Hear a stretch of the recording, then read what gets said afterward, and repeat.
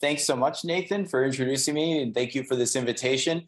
The title of my talk, The Unlikely Audiences of a Muslim King's Shrine in China.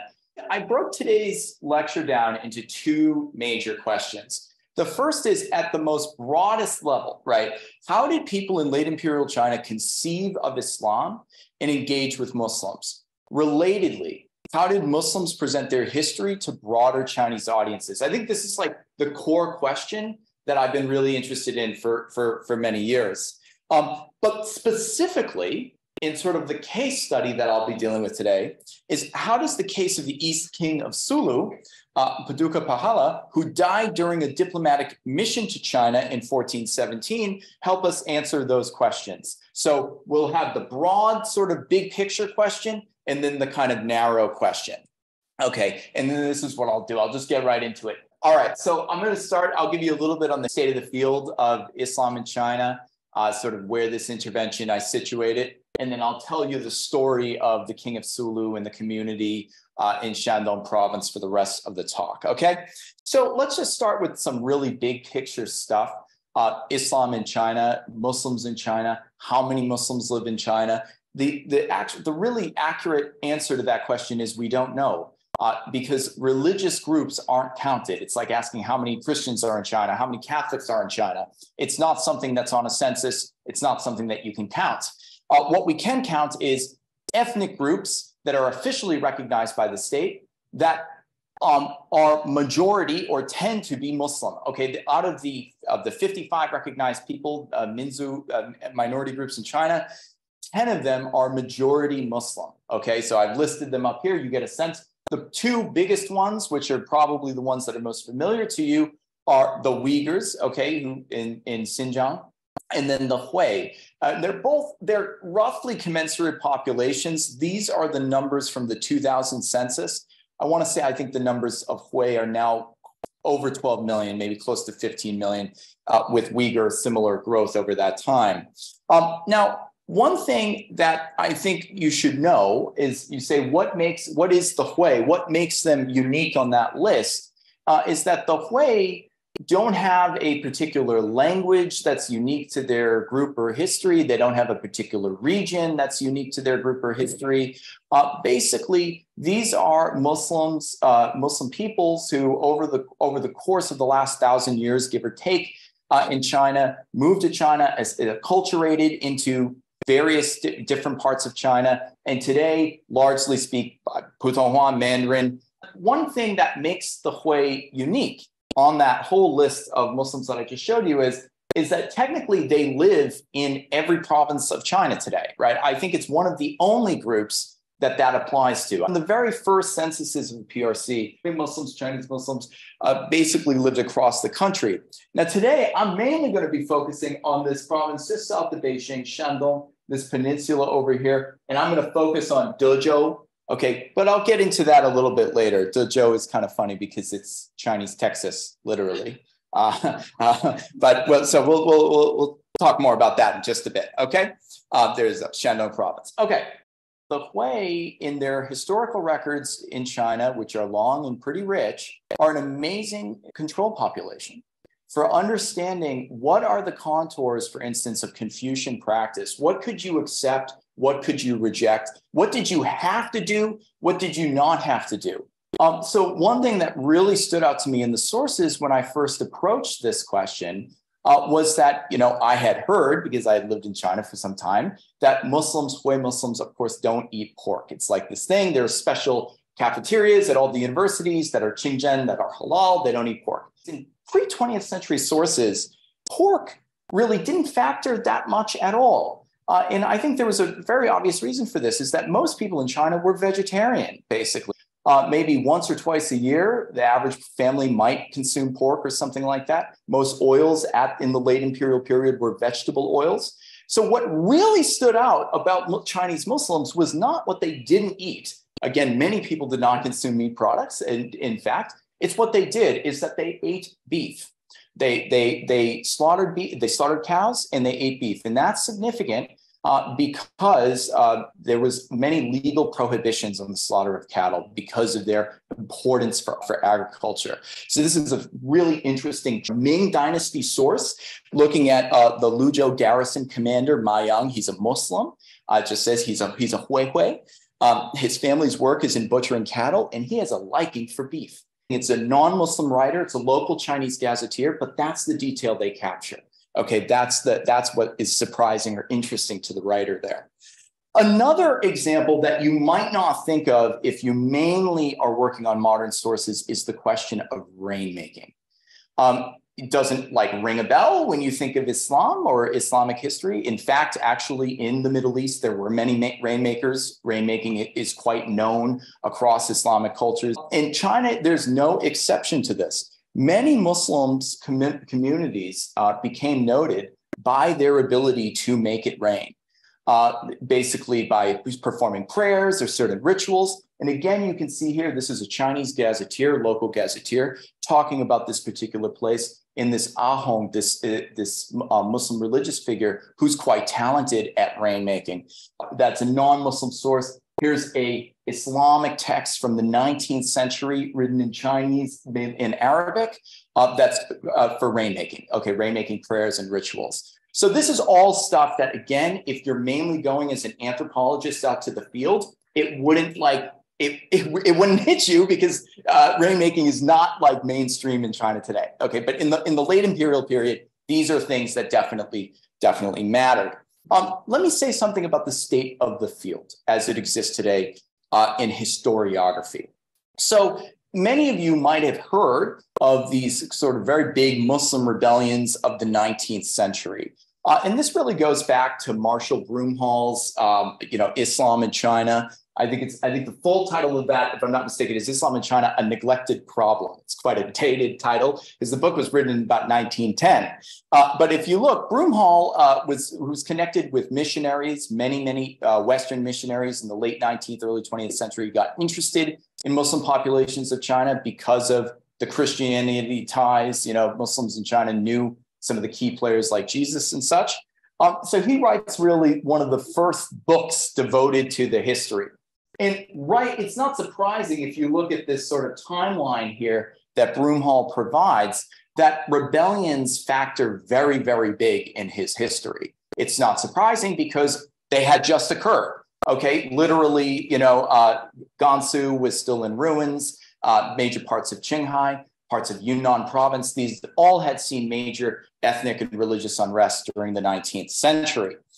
So then we've had a series of very, very good books by very good historians sort of lay this out, flesh this out, but again, mainly talking about the rebellions of the 19th century, right? So Atwell's very good book on Yunnan, Jonathan Littman, Holy War in China, all really on these conflicts. So this is kind of like if you were to go into a library and say Islam in China, and look up what books are available, you'd see a lot of books about these rebellions. Okay, then there's another kind of strand. Okay, and this strand has really come into being in probably the last 20 years. And this is a focus on the Han Kitab literature. In a way, this body of scholarship is kind of a response. Implicitly, it's kind of a response to the rebellion folks. And what it is really, this is the quote unquote Confucian Islam, the Huiru movement. Okay, these are basically by the 17th century, you have a Sinophone Islamic elite emerging in China, and they're going to write some really, really interesting texts that basically are projected or are directed at a few audiences. For instance, Liu Zhi, one of the great sort of scholars of the 17th, 18th century, is early 18th century, writes The Norms and Rights of Islam in 1710. This is something that I think he intends for Muslim readers and non-Muslim readers. Ma Zhu, another great, he's I believe a Juren degree holder from Yunnan province in the late 17th century, writes the Guide for Islam. And there were even some texts published that were not directed to Muslim audiences, that were directed towards non-Muslim Chinese to try to explain Islam, right? So Jing Tianzhu's right there, Qing Jianshi, the explaining doubts about Islam, okay? Now this is all very well and good, much of the scholarship, I'd say, almost all of it, right, about these texts in particular are intriguing, are important, have made major contributions. But if you look at the sort of state of the field, you can't help but feel that on one side, you got these like really, really weighty rebellions of the 19th century. And then you have this really sort of like intellectual movement among the elite of the Han Kitab. And I think you could point out that, while it's understandable that the state of the field has developed in this way, both of these things are quite exceptional, right? Muslims have been in China for a very, very long time. And it just so happens that the 19th century happened to see a lot of rebellions when there were a lot of rebellions across all of China. Okay, it's not particularly, just Muslim rebellions happening at that time. Likewise, the Han Kitab literature is very important. It's interesting when and where it developed. But at the same time, it's not ethnographic. It's not giving you insight into how Muslims were actually practicing their religion. It was idealistic or it was apologetic, okay? So, in other words, I think when we take a look at this, either they're anti-state rebels or they're elite Confucian scholars. And I think that it's kind of time to break that deadlock. And there's a way that I think we can do that. And we can do that by looking to the history of Christianity, specifically Catholicism, in China, with some really, really great books by Henrietta Harrison, Eugenio Menegon, that are looking at Catholicism as a local religion in China, right? Enough of the big picture stuff with the Jesuits, what was really going on in the villages. And I think that this is really where the field of Islam in China is right now, right? We're ready for this kind of local turn, and really, flesh out how do people understand this? How do Muslims practice their religion every day? So let me just bring you now into the sort of second part of the talk where I talk about this case study, okay? I'm going to get you this case study. It's going to happen in the early Ming dynasty. But to get to the early Ming, I need to give you just a little bit of background, okay? Because I don't want to overwhelm you with information, but hopefully this will be helpful. If you were to pick up a source written by a Muslim in China from prior to the 20th century, chances are his genealogy or the mosque inscription will claim that the community originates in the Tang dynasty. Sometimes you even get people who claim the Sui dynasty, which is just totally incredible considering the life of the Prophet Muhammad. And when he died, it would be that Islam got to China with the speed of light. Tang dynasty, there's like a kernel of truth in this. There certainly were Muslims living in the Tang dynasty, as there were many, many peoples living in the Tang dynasty. You then, of course, have the Song. There are some mosques, and I believe there might even be a few inscriptions in Arabic that are thought to date from the Song in southern China. But the reality is that most, or let's say really the biggest portion of this population that will be known as the Hui entered China during the Mongol Empire, okay? Most of these communities realistically, historically date to the Mongol Empire. As I'll show you briefly, there are reasons why where people would not want to play up that fact, right? Considering sort of like where the Mongols were kind of controversial, but many of them date from this era. The Muslim population of China's cities swells during the Mongol era, where Muslims were brought in as tax collectors, as soldiers, and sort of all different roles under the Mongols. So this brings us now until the Ming, this really, really fascinating dynasty. Here you have Zhu Yuanzhang, the first emperor of the Ming dynasty, overthrowing the Mongols, kicking the Mongols out, and then finding themselves with a very large Muslim population living in their borders, okay? Zhu Yuanzhang we don't exactly know, what this guy believed. I know Zwieben Dor Benit wrote a really wonderful article about how some Muslims in China claim that he was a Muslim. Some Muslims in China claim that some of his descendants are Muslims. There's a whole sort of folklore behind that. But we do know he writes a sort of an elegy to the Prophet Muhammad. He seems to really kind of make peace with this community. They're going to be part of our fabric. And so this creates a really interesting moment in the early Ming dynasty where the Mongols are kind of gone, but these Mongol legacies are very much present.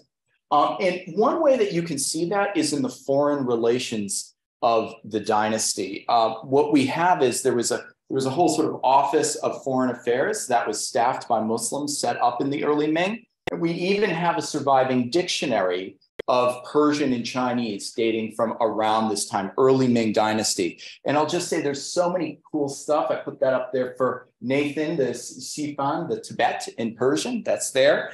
Some really interesting also stuff. I draw your attention to Yunnan and Shanxi, and draw your attention to the fact that these at that time had Persian names. That's how big the Muslim communities were there. That's like how sort of prominent this was, what the imperial state actually knew. These are part of the empire.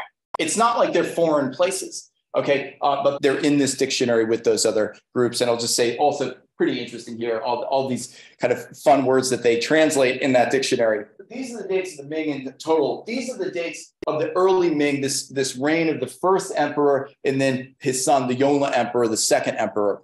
Okay, this Muslim community is still there in the Ming, in the early Ming after the Mongols have left. There are Muslims who are staffing in the diplomatic offices of the imperial government. A number of these Muslims are Persian speakers. Meaning like, you know, they're going to be bilingual. Some of them might also know Arabic and all of that.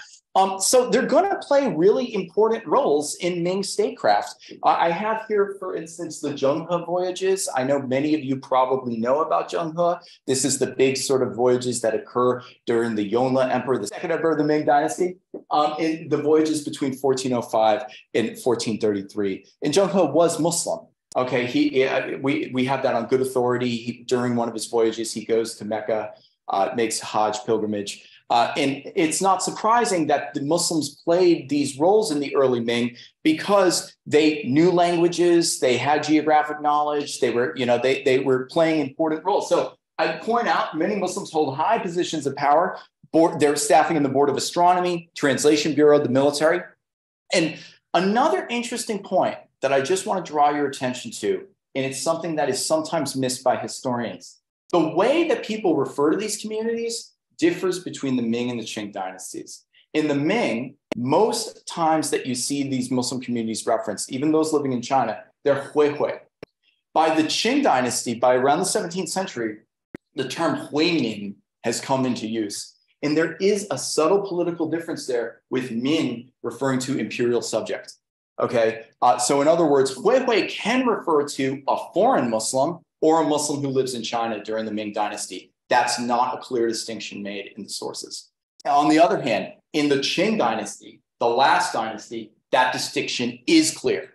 There are Muslims from abroad and there are Muslims from within the empire who are imperial subjects. I flagged that to you. We might talk about it later.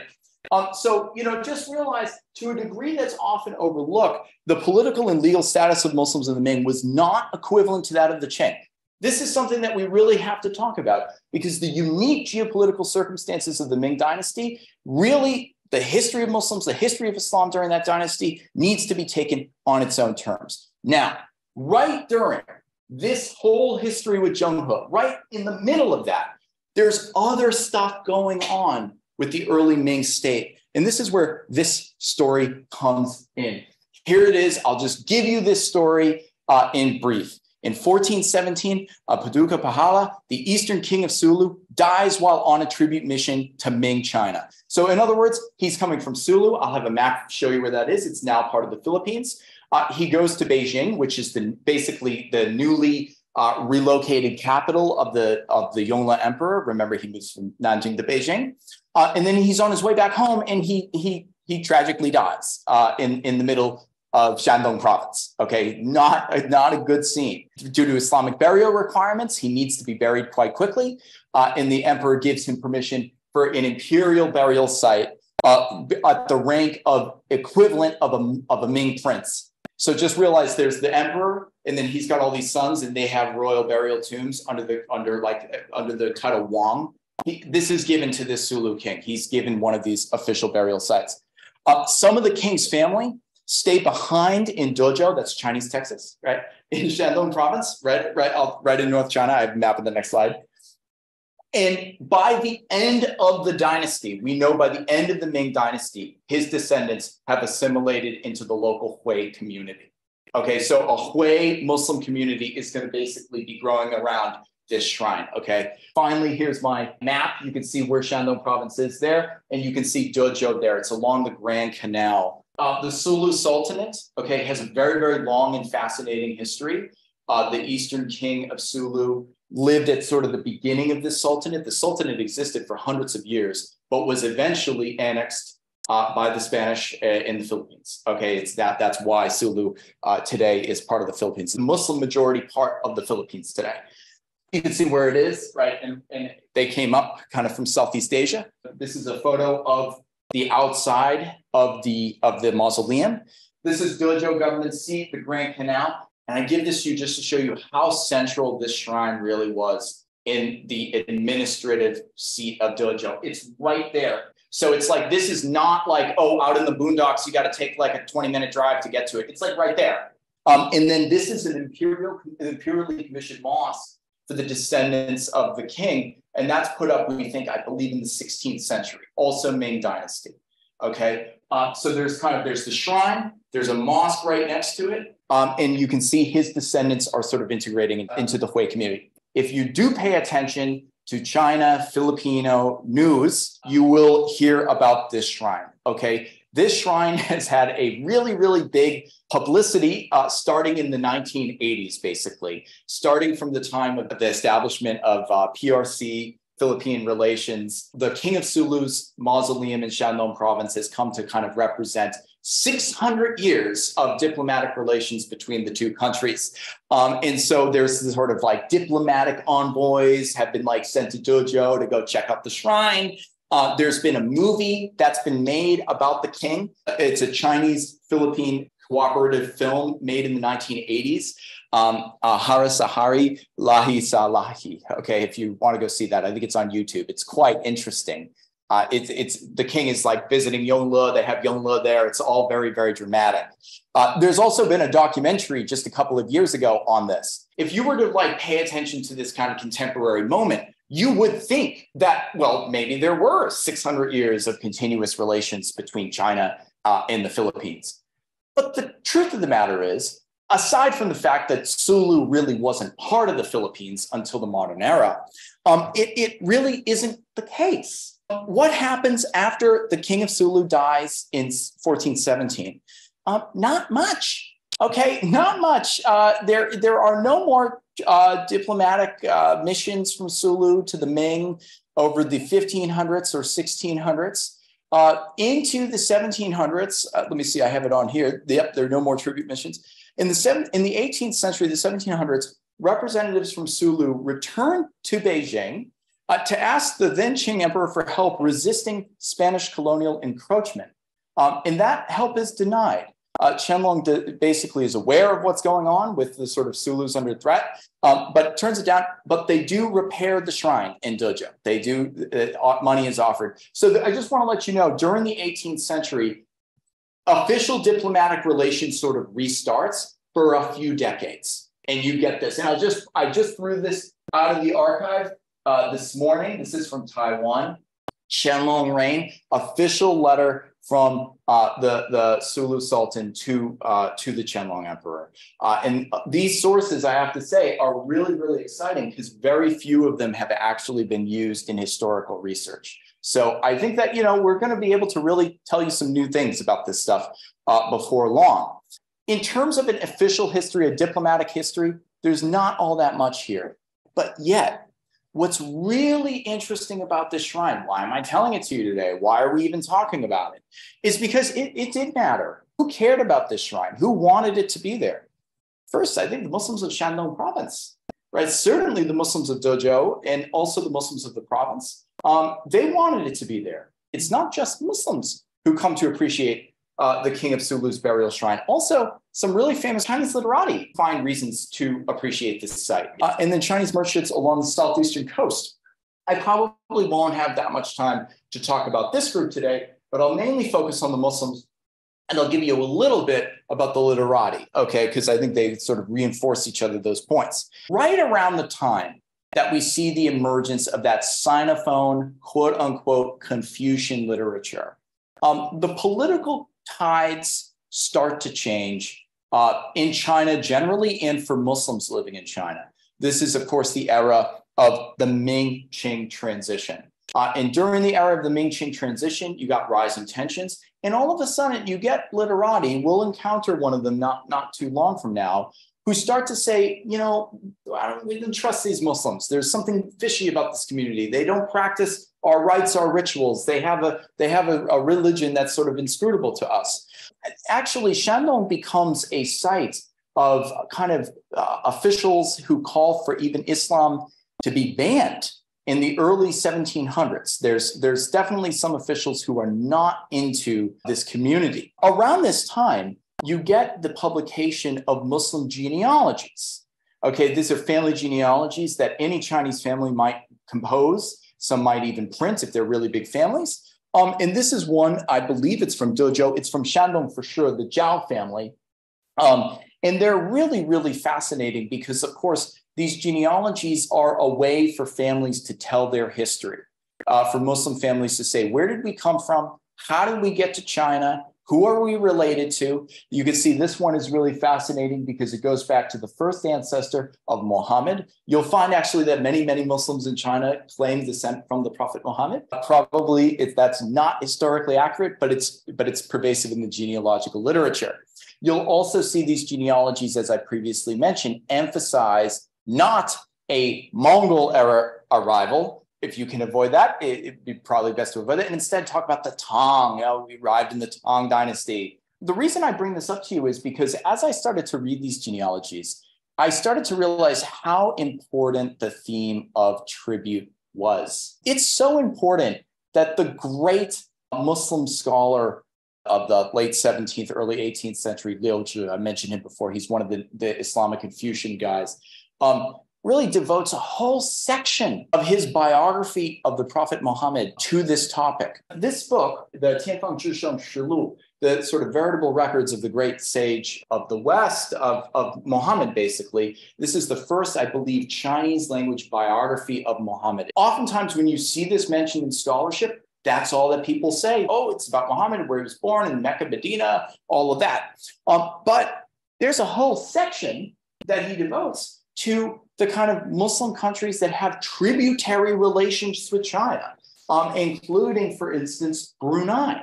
Now, it will be really interesting for you to know that he goes into this Bonigua, and Liu Zhi talks about how, in the early Ming dynasty, Brunei also sent ambassadors to China. And just like the Sulu one, believe it or not, if I'm not mistaken, one of them passed away as well and was buried in Nanjing. The Sulu king is not the only foreign king who died on Chinese soil during a tribute mission. There were at least two Muslim kings. Both of them were buried. Sulu is the only one that really survived into the early 20th century. But the point is, I raise this to your attention because why is Liu Zhi, this great Islamic scholar of early modern China, making such a big deal out of this? Because he wants to make the point, beyond the life of the Prophet Muhammad, there's a next chapter. There's a next chapter in the history of Islam. Islam spread to the countries around China, and then those countries around China have diplomatic relations with China, and they came to China, and that's where we came from.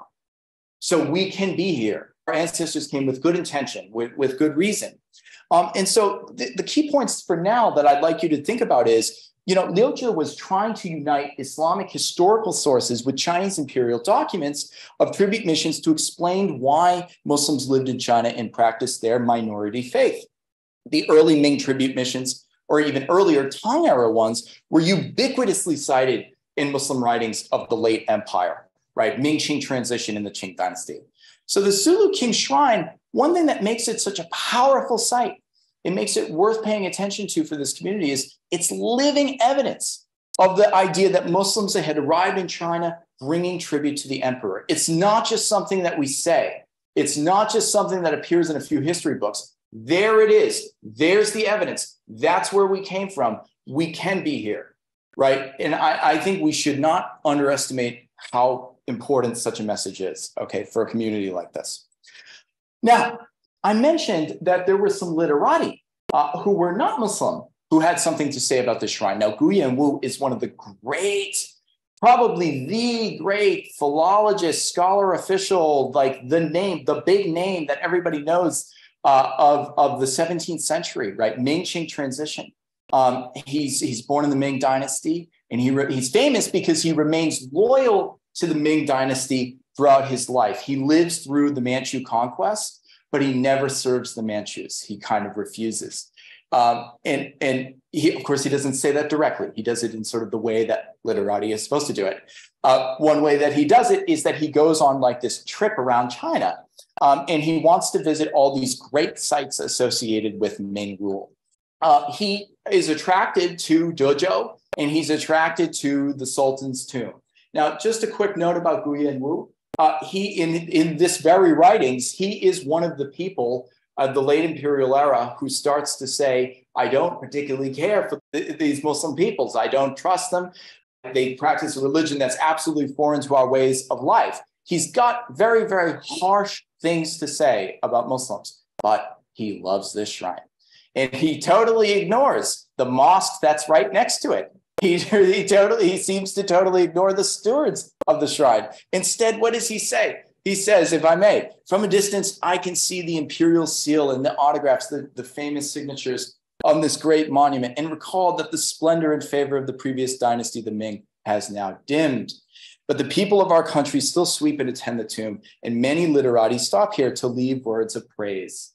So Guyan Wu is going to be like one of the first big names among the literati to visit this shrine, but he won't be the last. In fact, over the coming decades and centuries, many people visit this shrine and write about it, in part because it's not because they're Muslim necessarily, but because Guyan Wu had written about it. He had visited it. And so I want to go and I want to add my own poem to it. That's what shows, that everybody that I mean business. Okay. So just to kind of tell you, just to give you a little sense here, this is like all of the primary sources that I've collected that mention the King of Sulu in his burial shrine.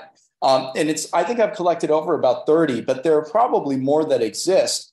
And you'll see that the earliest sources, the Ming sources, tend to be empire-wide imperial sources. But by the time you get to the Qing sources, you get these local sources. You get really local stuff, even like Taiwan's gazetteer. Taiwan is not close to Shandong province, but Taiwan's gazetteer mentions the King of Sulu, mentions this whole story.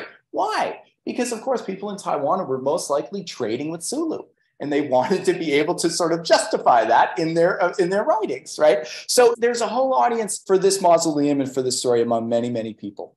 So now let me just give you this key points of the second section of the talk. The King of Sulu shrine became important, not because of a continuous diplomatic relationship between China and Sulu, but rather because there wasn't one. That's the irony of this whole history, right? There wasn't a continuous relationship between the two, but that's in a way why the shrine could take on a larger than life significance for many people. Most literati, I don't think, were even aware of the Islamic connections to the site. They don't mention it, at least. Even people who spoke out against Islam or Muslims found reasons to associate themselves with the site. This is that kind of real complexity, that granular complexity that I think we really need to get into if we want to understand the position of Muslims in Islam in the late imperial period. I think this final point is something I'd like to say a little bit more about. So keep these key points in mind. And now, if I may, I'd like to just kind of get you into my concluding remarks. I started with two questions. One really broad question about how did Muslims tell their stories? How did people in China understand Islam and Muslims in the late empire? And then a more specific question about the King of Sulu. So, of course, I am of the opinion that Islam in China can't be defined by the rebel scholar binary that I mentioned in historiography earlier. And we need to focus on how spaces of Islamic practice and community were negotiated locally. There are and will be, I think, a lot of surprises when we do that. It'll be really rewarding. And this is, I hope, a case study that gives you a little insight into what that can look like. There's a source paradox that as historians of Chinese history, we need to deal with, which is that, one thing that I think historians have grappled with is you go into the official histories, you go into the veritable records, and when is Islam mentioned? When it's a problem. You know what I'm saying? It's not mentioned when it's not a problem, right? You see what I mean? But so in other words, there's the sources in a sense may be lying to us. Because if we look for them and if we look for them by these key words, we only hone in on those moments where it's like an official thought they had to say, oh, there's an issue with the Muslim community here, there's an issue with Islam. But most of the time, that absence of such records does not imply that there was not communication or engagement going on. So this is a source issue that I have to deal with. I think other historians have to deal with, but it's important we deal with it to really get into the bottom line of this history. I think also, although I didn't say so much about this, I'd like you to kind of keep this in the back of your mind, is that, you know, the Ming dynasty and the Qing dynasty, as historians of China, we often lump them together and say the late imperial era. We often, if we make a distinction between them, we often think the Ming is some Han dynasty, right? The Han Chinese dynasty, and the Manchus were sophisticated cosmopolitans. But, you know, if we look at the history of Islam in China, and we look at the roles that Muslims played in Chinese society and how their status in Chinese society changed across the centuries, I don't think that actually the Ming comes out looking that bad. Quite the contrary. Quite the contrary. So there's something that I think to, you know, really revise here about the history of the Ming in particular and its relationship to Islam. And then I think finally, you know, this is kind of the point that I think is the core point of this King of Sulu case study, which is that a lot of people in Chinese society, whether they were Muslims, whether they were famous literati, they were invested in government records, imperial institutions like the tribute system, and official histories. Those things offered protection to people in Chinese society. We need to take them seriously. What I mean by that is that it's all well and fine to say, you know, Fairbank was wrong. And I understand why people say that. There are many legitimate critiques to make of Fairbank's thesis. And it's also, you know, I think at this point, everybody would agree that, you know, this idea of China as the center of the world and, you know, that there was this tribute system, nobody really buys that anymore. But there's a nuance that we really need to make here, which is to say a lot of people in China wanted there to be a tribute system. Okay, Muslims in China wanted there to be a tribute system. It's not the state imposing it on the people. Okay, there's a lot of pressure from bottom up. Okay, so in order to again approach that history with this in mind, I think, you know, we'll see the history of Islam in China and the history of late imperial China in a different way. So thank you so much. I really appreciate it.